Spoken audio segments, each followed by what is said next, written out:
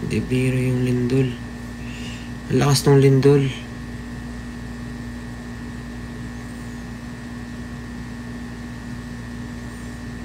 Hindi naman. Siyempre, tinanong ko yung ano ko, yung ate ko, yung ano ko, yung tatay ko. Nag-aalala ako.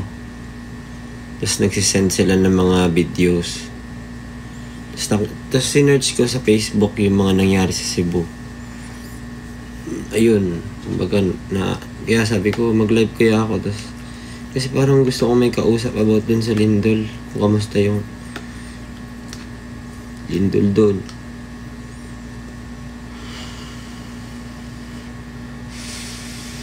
Oo nga eh.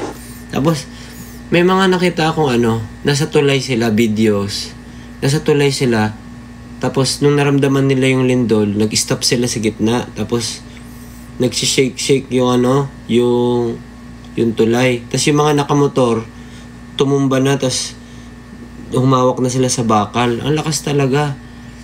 Then, binasa ko yung mga comments. May mga na ano ako, may mga natutunan nung binasa ko yung comments. Sabi, pag daw lumilindol, nasa gitna ka ng tulay, syempre hindi ka makausad nun kasi ano yun eh, may mga nakahinto din sa harap kasi hindi din nila alam gagawin nila. So ikaw mismo na nasa lindol, ang gagawin mo dun sa gitna ng tulay, bumaba ka talaga sa sasakyan, and then pwedeng tumakbo ka palayo sa tulay, pwede kaya gumapang ka, humawa ka. Hindi pala safe talaga na tumambay ka lang sa loob ng sasakyan na antay mo tumigil yung lindol. Yun din na-realize ko, oo nga no, yun. Baga pag may bumagsak sa sasakyan mo, tas hindi na mabuksan yung pinto mo, matatrap ka na sa loob.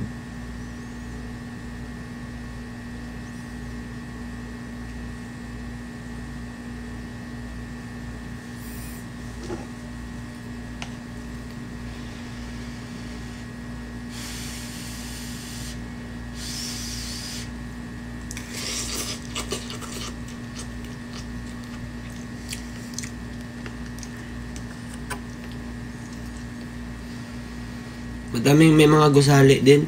Tapos yung tatay ko nagda-drive daw kasi pupunta daw sana siyang pharmacy. Tapos nagulat siya.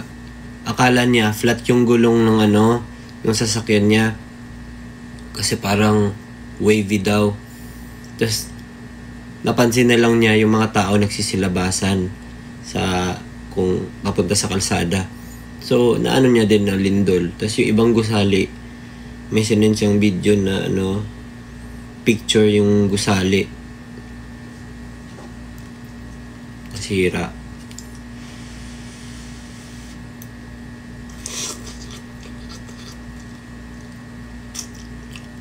Tama. Pag bumagsak yung tulay, natrap ka sa loob ng sasakyan. Mahirap.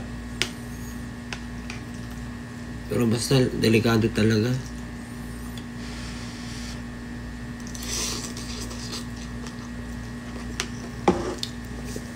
Ang dami na nangyayari, no?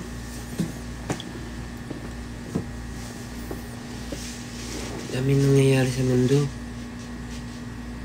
Hindi pa kayo natatakot?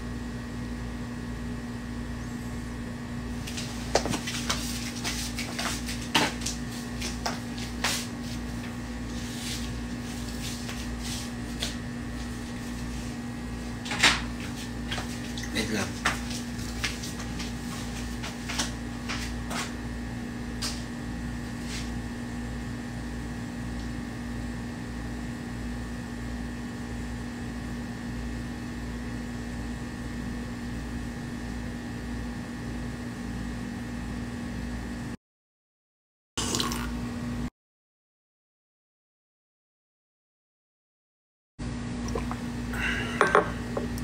Kasi kumahalo ko ba ito?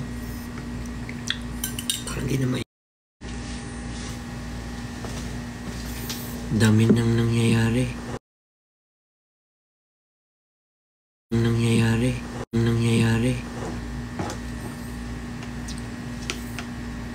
Pag ganitong oras talaga yung utak ko, lalakbay.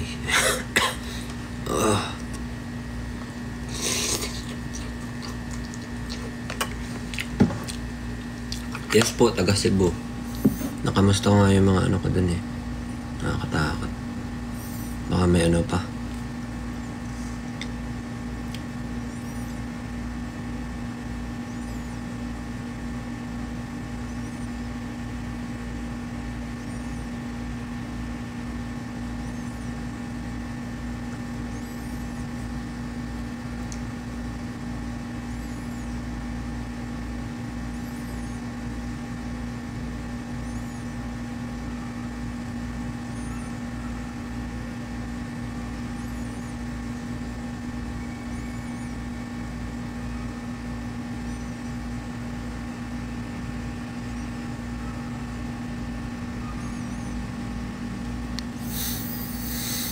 May mga nasawi.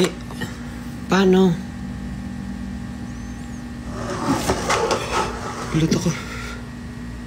Kinabahan ako. Yung noodles ko, Nakita niyo yung mukha ko, nagulat. Akala ko matatapon.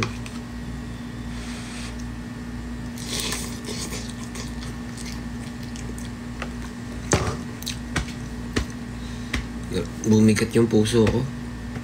Narinig ko yung nabasa ko yung maraming nasawi. Totoo ba? Totoo ba?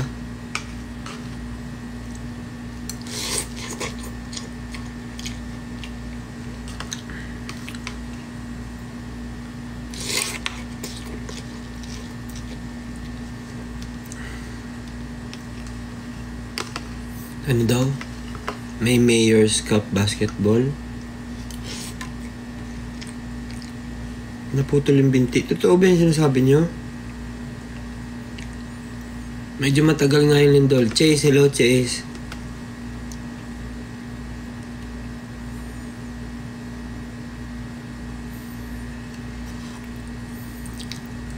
Christian. Yung McDo, may bugo. McDo, may bugo. McDo, may bugo.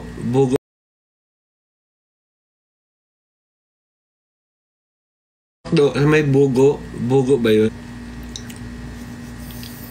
No.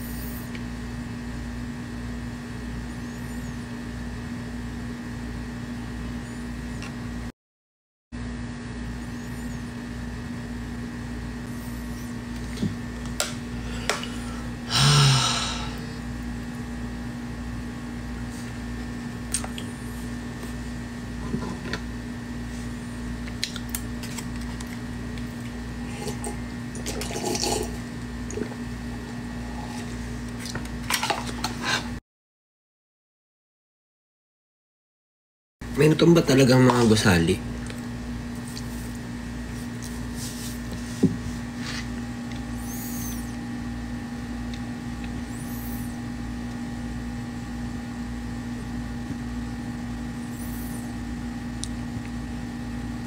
Chano, kamusta?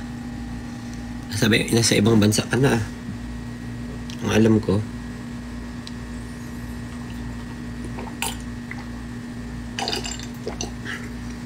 Ang sarap ng kape.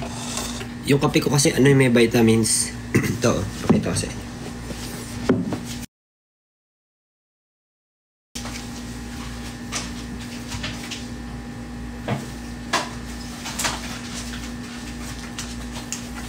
Ito.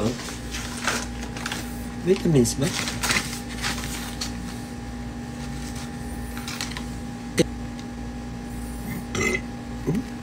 Hindi ko alam. Basta masarap siya.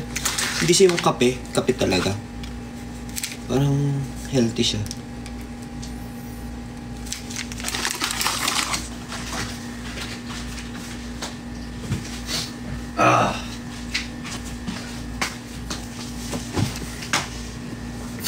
Yun nutseed.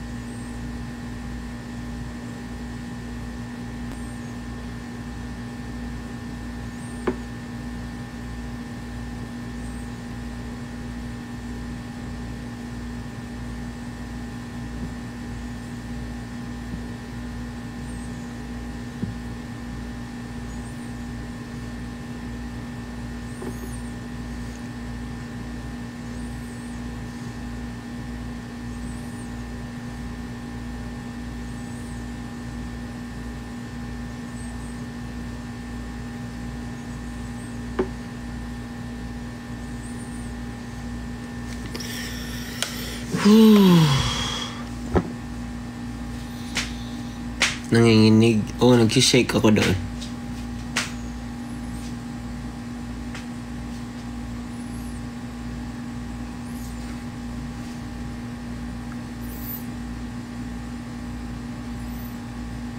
Saan ka ba? Saan bansa ka ba? Hindi ko alam eh. Sana I own a studio in Cabuyao, Laguna. Wow. Maayong gabi eh. Saglit lang ako nag-live. Papahinga din ako maaga.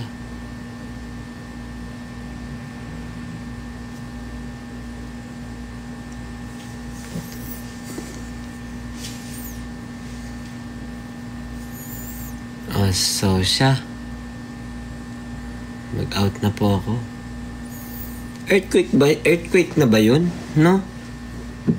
USA. Sa US ka. Chinat mo ako?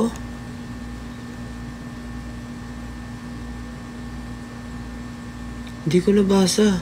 Sayang.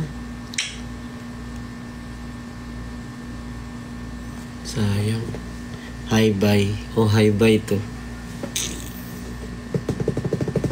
Wala na akong kinakain eh. So, parang Kuya super lakas.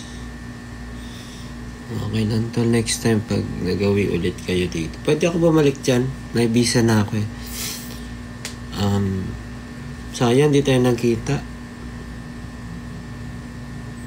Si Joshua? Sinong Joshua?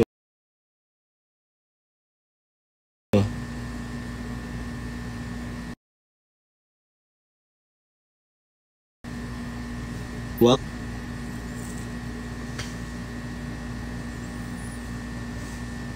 Bye guys, ingat kayo sa mga nasa Cebu, ingat po kayong lahat. Makiramdam po kayo sa paligid.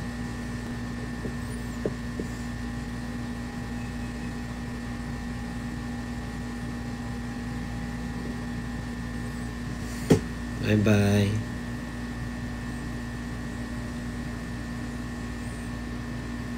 Bye bye na.